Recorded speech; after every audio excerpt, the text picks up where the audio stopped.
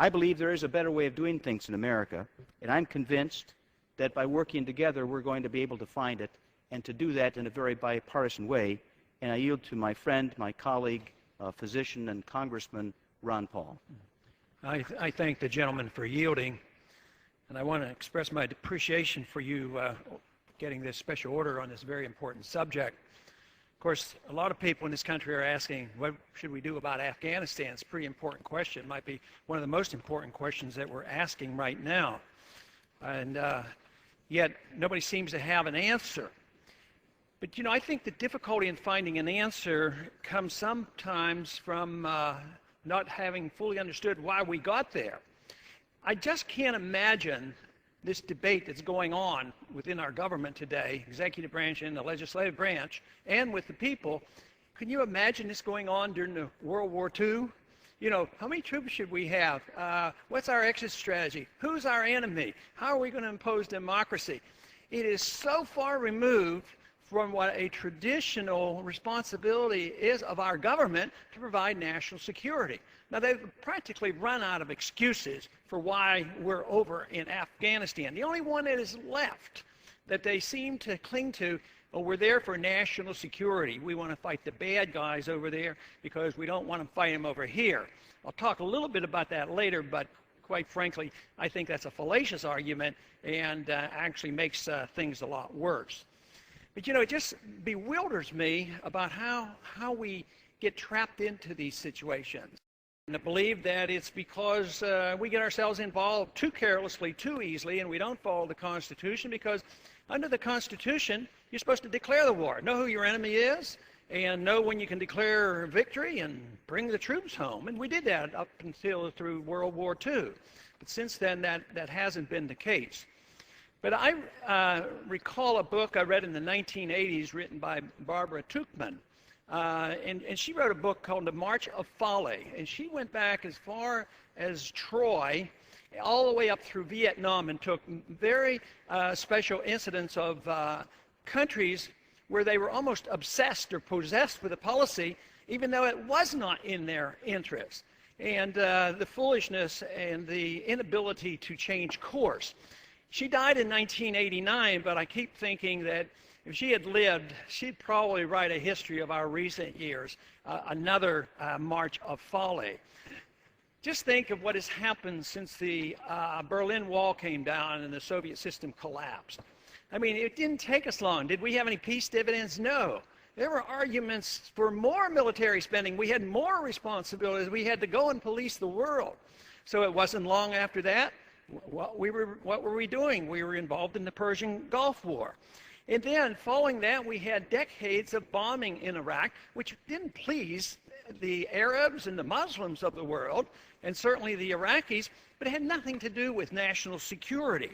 And then, of course, we continued and accelerated our support of the puppet governments in the Middle East, the various governments. In doing so, we actually went to the part of not only supporting the governments, but we started putting troops on their land. And when we had an air base in Saudi Arabia, that was rather offensive. The people, if you understand the people over there, this is a violation of deeply held religious view. It's considered their holy land, and foreigners, especially military foreigners, are seen as infidels. So if you're looking for a fight or a problem, just put troops on their land. But also, the policy that we've had in the Middle East, we have been perceived as being anti-Palestinian. This has not set well either. And since that time, of course, we haven't backed off one bit. We had the Persian Gulf War, and then we had 9/11, and we know that 9/11 changed everything. We had 15 individuals from Saudi Arabia, a few from Yemen, and a few from Egypt. But, this is excuse that we have to go get the bad guys. So where are the bad guys? Well, Iraq, of course. Of course, they figured, well, we can't quite do that. Let's go into Afghanistan. Of course, not one single Afghani did anything to it. They said, oh, no, well, the Al-Qaeda visited there. But, you know, I just can't quite accept the fact that the individuals that were flying those airplanes got their training by going to these training camps in Afghanistan, doing push-ups and being tough and strong. what did they do? Where was the planning? The planning was done in Spain, and they were accepted there on legal basis. They were done in Germany. They were accepted. As a matter of fact, they even came to this country with legal visas. And, I mean, they were accepted by the countries. And no, we said it's the Taliban, it's the people of Afghanistan, never questioning the fact that a few years back in 1989, when the Soviets were, wrecking the place, we were allied with the people who were friends of Osama bin Laden. And we were over there trying to, support him. So he then was a freedom fighter. And the hypocrisy of all this and the schizophrenia of it all, they were on again and off again. No wonder we get ourselves into these difficulties. And it doesn't seem to ever leave up. But the one assessment that was made after Vietnam, and I think it can apply here, is how do we get in and why do we get bogged down?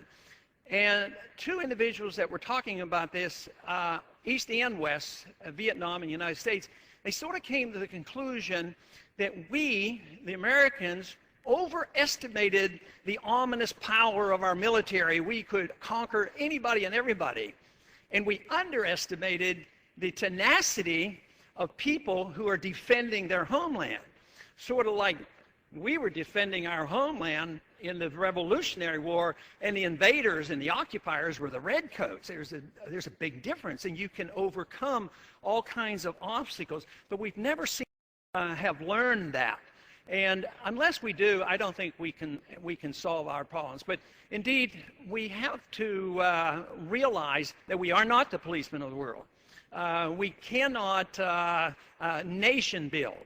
And presidential candidates on both sides generally tell the people that's what they want. And the people say, keep my fingers crossed, hope it's true. But then once again, our policies continue down the road, and we never seem to have the energy to back off of this.